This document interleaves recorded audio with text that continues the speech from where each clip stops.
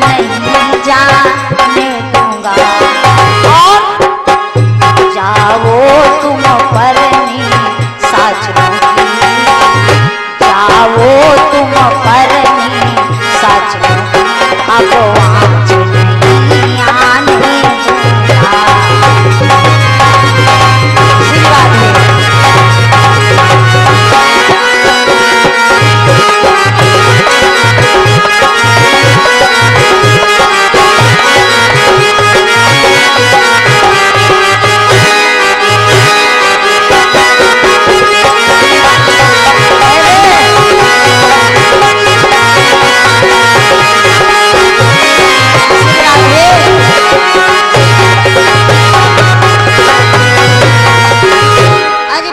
महात्मा के दया आ गई बंधु और कहने लगे कि ऐ इंद्र, ठीक है हमारी शरण में आए हो तो तुम्हारी थोड़ी मदद हम करते हैं।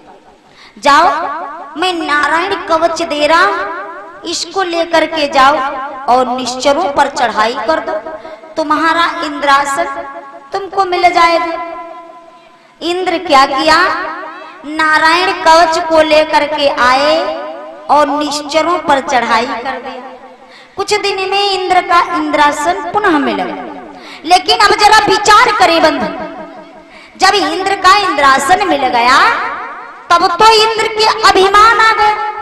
कैसा अभिमान आ गया, हृदय में सूत्र उत्पन्न हुआ, संशय उत्पन्न हुआ। कैसा संशय, जरा विचार करें। संशय रूपी पक्षी जो होता है हृदय में, ये बहुत खतरनाक होता है। इंद्र के हृदय में संशय उत्पन्न हुआ। कैसा संशय है कि ऐसा न हो, ये विश्व रूप महात्मा जब इतने दयालु और मुझको ये नारायण कवच दे दिया, मेरा इंद्रासन मिल गया है, तो ऐसा न हो कि मेरा कोई दुश्मन इनके पास पहुंच जाए तो उसको ये कुछ ना बता दे जो मेरा इंद्रासन फिर से न चला जाए। हाँ। क्योंकि बताया भी गया है, बात भी सही है कि जिनके रही भावना जैसी, प्रभु मूरत देखिए तैसी।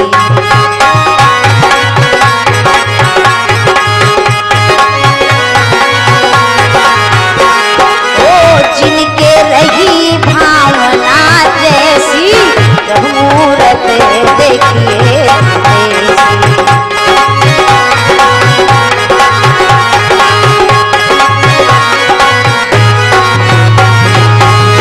जिनके रही भावना जैसी, प्रभु मूरत देखिए तिन्हते। जिनके जैसी भावना होती वैसे भगवान उसको दर्शन देते, वैसे उसका कल्याण करते। इंद्र की कैसी भावना हो गई बंधु, इंद्र विचार करने लगे, ऐसा न हो मेरा कोई दुश्मन पहुंच जाए विश्व रूप महात्मा के पास तो उसको ये कुछ ना बता दे, मेरा इंद्रासन न चला जाए, इसलिए हम विश्व रूप महात्मा को ही समाप्त कर देते। क्या सोच लिया आज इंद्र, यानी कि विश्व रूप महात्मा को समाप्त कर देंगे। अभिमान आ गया, और अभिमान हमारे प्रभु का भोजन है। अभिमान आ गया, इंद्र क्या किया, विश्व रूप महात्मा का सर कलम कर दिया। जिस समय विश्व रूप महात्मा का सर कलम कर दिया, अब तो विश्व रूप महात्मा के पिता का नाम त्रिष्टा।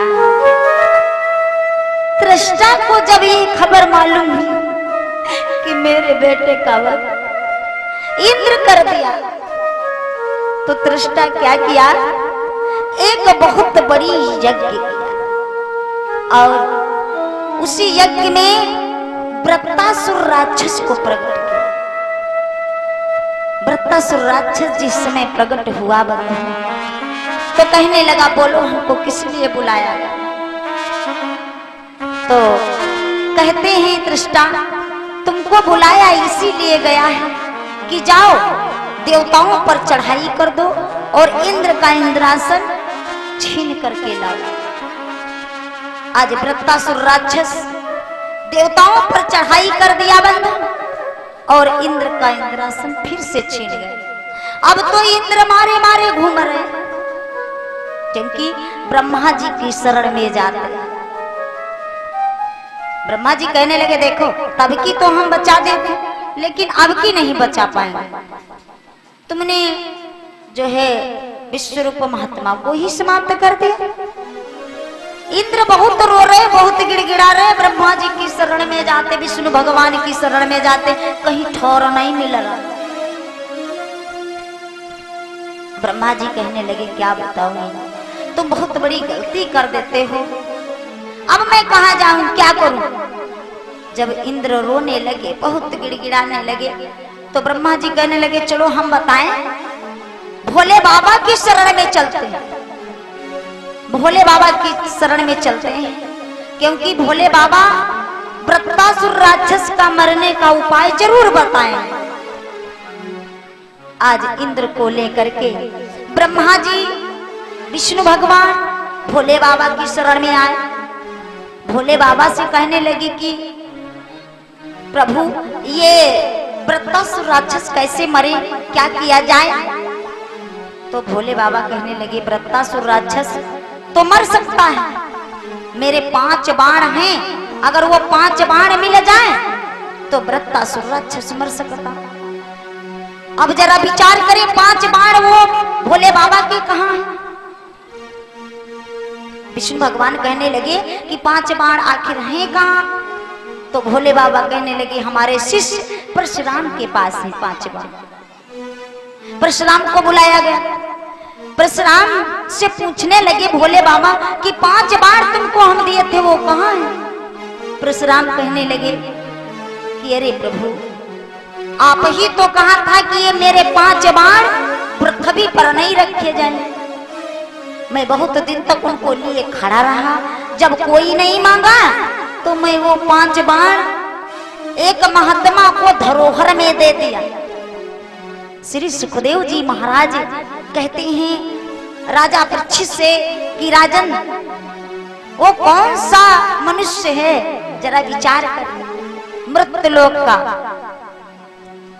परशुराम 5 बाण धरोहर में दिए, कौन सा मनुष्य है, महात्मा दधीच। महात्मा दधीच को 5 बाण धरोहर में दे दे। भोले बाबा ध्यान धर करके देखा, कहने लगी अरे अब तो जाना पड़ेगा शरण में, क्योंकि महात्मा दधीच के पास जाना पड़ेगा।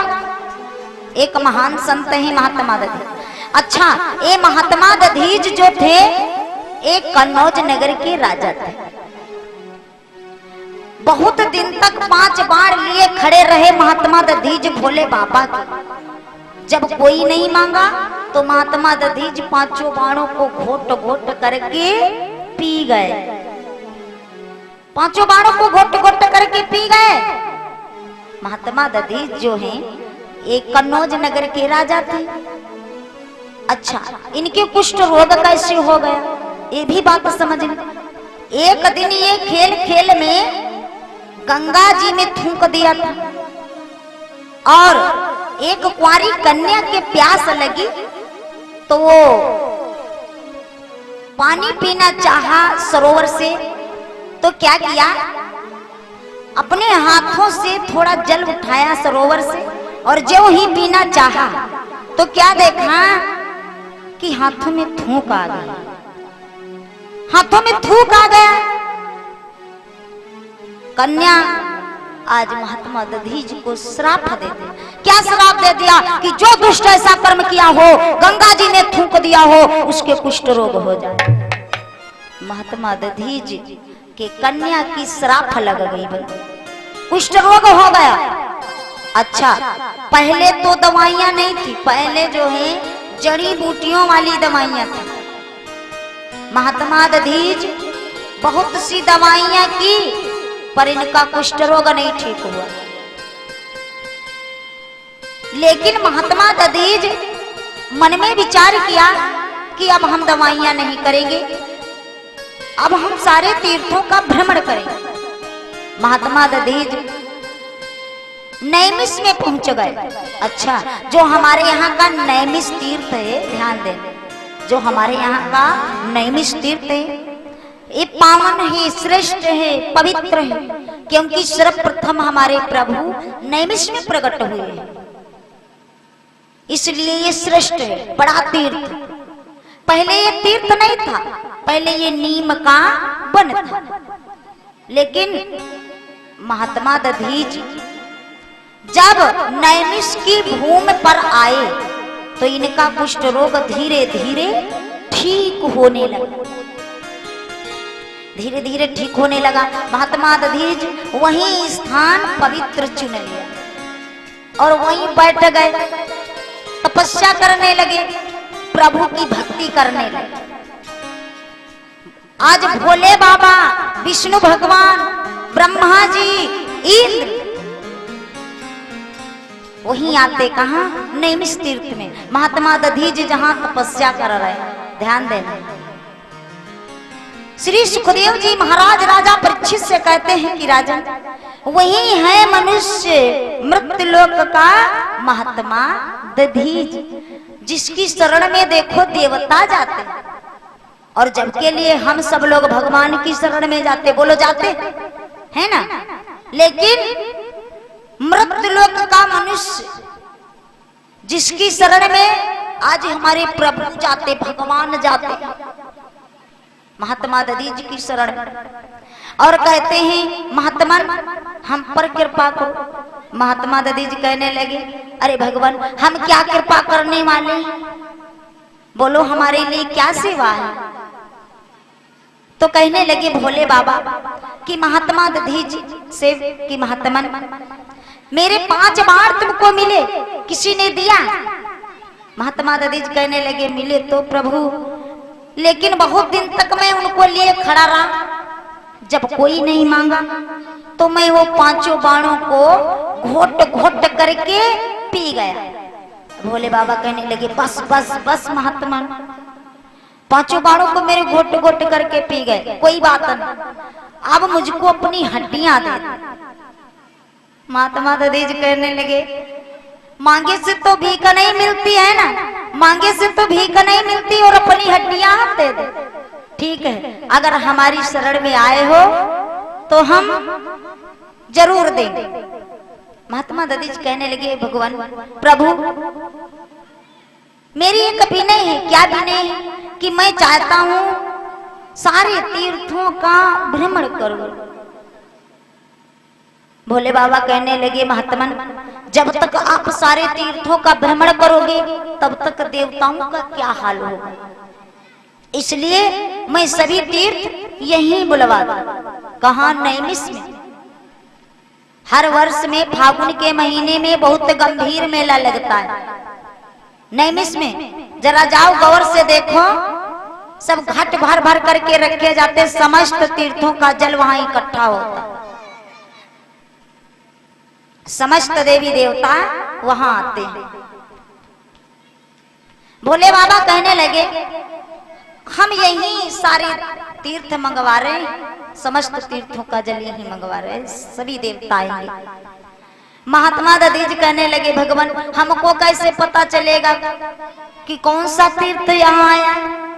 तो भोले बाबा कहने लगे देखो तुमको जिस तीर्थ के जल से स्नान करवाया जाएगा उस तीर्थ का जल स्वयं कहेगा कि हम फला तीर्थ हैं, हम फला तीर्थ हैं, हम फला तीर्थ।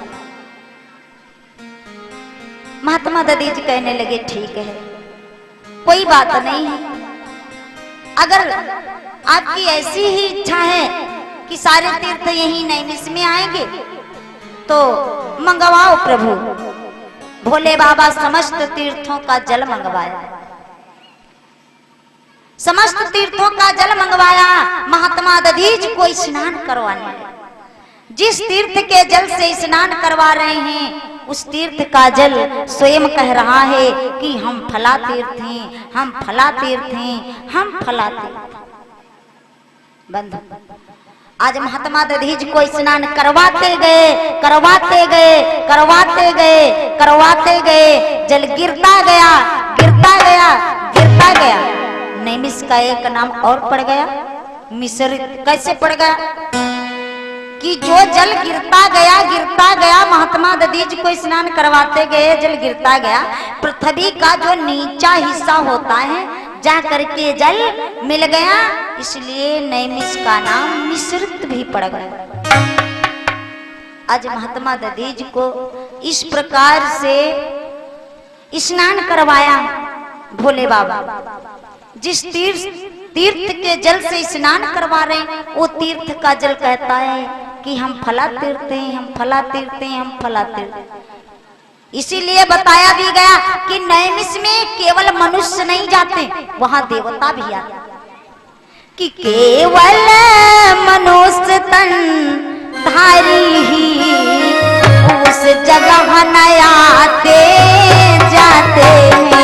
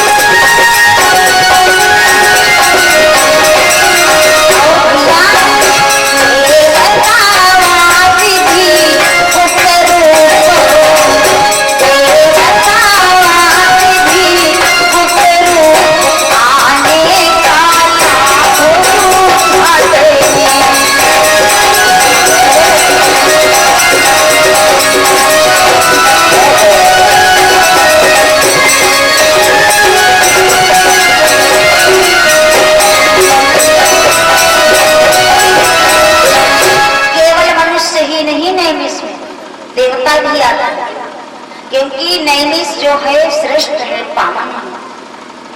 महात्मा दधीच को इस प्रकार से आज स्नान करवाया भोले बाबा समस्त तीर्थों के जल से।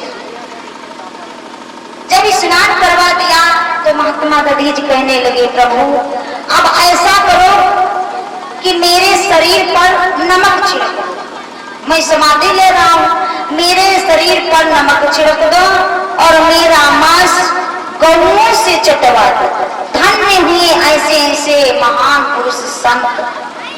महात्मा दधीच आज अपनी हड्डियां देने जा रहे प्रभु को धन्य। कहते प्रभु ऐसा करो, मेरे शरीर पर नमक छिड़क दो, मेरा मांस गौओं से चटवा दो और मेरी हड्डियां ले लो, अपना काम चला लो। कि तुरंत करे मां बुलवाए, शायद बात बिना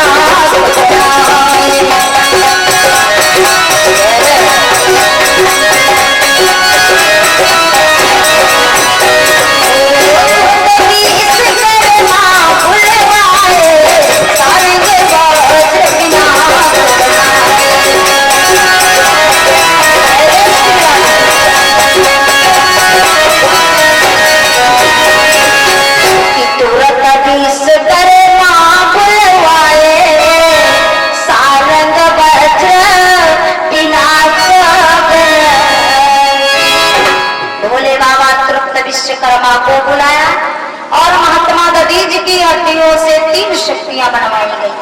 कौन कौन? सारंग, वज्र और पिनाक। अब देवताओं में बंटवारा कैसे हो रहा, जरा विचार करें कि देवताओं में बंटवारा कैसे हो रहा। श्री सुखदेव जी महाराज राजा परीक्षित से कहते थे, राजा देवताओं में बंटवारा कैसे होने जा रहा है कि सारंग आप लिए निज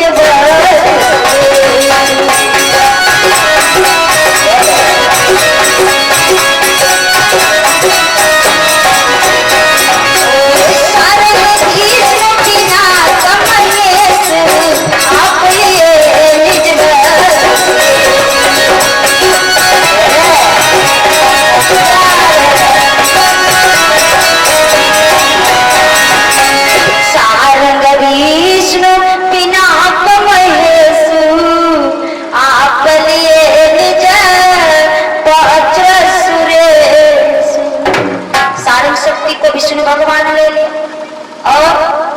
त्रिशक्ति को इंद्र ले लिया और पिनाक धनुष को हमारे भोले बाबा ने।